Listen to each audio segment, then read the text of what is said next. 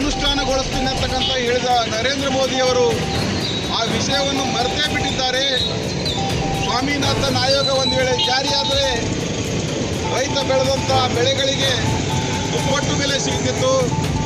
10 ವರ್ಷಗಳ ಹಿಂದೆ ತೊಗರಿ ಏನು ಬೆಲೆ ಇತ್ತು, ಜೋಳ ಏನು ಬೆಲೆ ಇತ್ತು, ಇವತ್ತು ಕೂಡ ಅದೇ ಬೆಲೆಯಲ್ಲಿ ನಾವು ಮಾರ್ತಾ ಇದ್ದೀವಿ.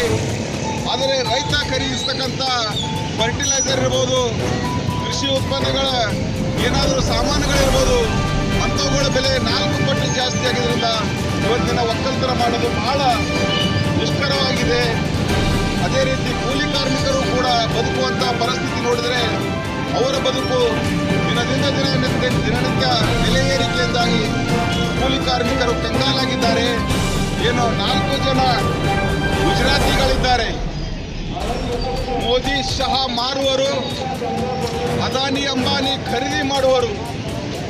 ಇಡೀ ದೇಶದ ಸಂಪತ್ತನ್ನು ಆ 4 ಜನ ಇಬ್ಬರು ಮಾರಿ ಇಬ್ಬರು ಖರೀದಿ ಮಾಡಿದ್ರಿಂದಾಗಿ ಇವತ್ತು ಸರ್ಕಾರಿ ಸ್ವಾಮ್ಯದ ಎಲ್ಲ ಸಂಸ್ಥೆಗಳು ಸರ್ಕಾರದ ಯಾವುದೇ ನಿಯಂತ್ರಣದಲ್ಲಿಲ್ಲ. ಹಂತವಾಗಿ ಇಡೀ ದೇಶದ ಆಸ್ತಿಯನ್ನೇ ಆ 4 ಜನ ಗುಜರಾತಿಗಳು ಸೇರಿ ಲೂಟಿ ಮಾಡಿದರು. ಇದರಿಂದಾಗಿ ಮುಂದಿನ ದಿನಗಳಲ್ಲಿ ಸರ್ಕಾರದ ಕೈಯಲ್ಲಿ ಬಜೆಟ್ ಮಾಡುವಂಥ ವ್ಯವಸ್ಥೆ ಕೂಡ ಇರೋದಿಲ್ಲ. ಕಾರಣ ಅದಾನಿ ಅಂಬಾನಿ ಏನು ಹೇಳ್ತಾರೆ, ಅವರೇನು ಬರೆದಿರ್ತಾರೆ ಅದನ್ನೇ ತಂದು ಇವರು ಪಾರ್ಲಿಮೆಂಟಲ್ಲಿ ಓದಬೇಕಾಗ್ತದೆ ಅಷ್ಟೇ.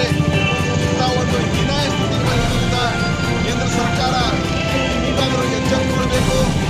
ಕೇಂದ್ರ ಸರ್ಕಾರದ ಗೋಳು ಒಂದು ಕಡೆ ಆದರೆ ರಾಜ್ಯ ಸರ್ಕಾರದ ಗೋಳು ಇನ್ನೊಂದು ಕಡೆ. ಸಾಲ ಮಾಡಿ ಸರ್ಕಾರ ನಡೆಸ್ತಕ್ಕಂಥ ಸಿದ್ದರಾಮಯ್ಯಗೆ ಶಾಸಕರು ಸರಿಯಾಗಿ ಕಾಡ್ತಾ ಇದ್ದಾರೆ.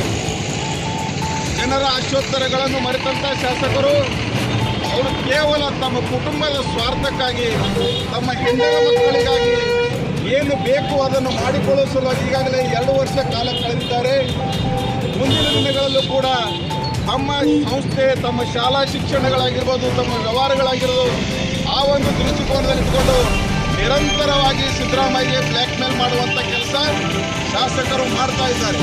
ಅದು ಅವ್ರ ಪಕ್ಷದವರು ಇರ್ಬೋದು, ವಿರೋಧ ಪಕ್ಷದವರು ಇರ್ಬೋದು. ಈ ರಾಜಕೀಯ ಗುಂಪುಗಾರಿಕೆಗಳಿಂದಾಗಿ ಈ ಸರ್ಕಾರ ನಡೆಸ್ತಕ್ಕಂಥವರಿಗೆ ಯಾವುದೇ ಮಾನಸಿಕ ಸ್ಥಿತಿಯತ್ತಿಲ್ಲ. ಅವರು ಮಾನಸಿಕ ಅಸಮಾನತೆಯನ್ನು ಕಳೆದುಕೊಂಡಿದ್ದಾರೆ. ಹೀಗಾಗಿ ಕೇಂದ್ರ ಸರ್ಕಾರ ಮತ್ತು ರಾಜ್ಯ ಸರ್ಕಾರ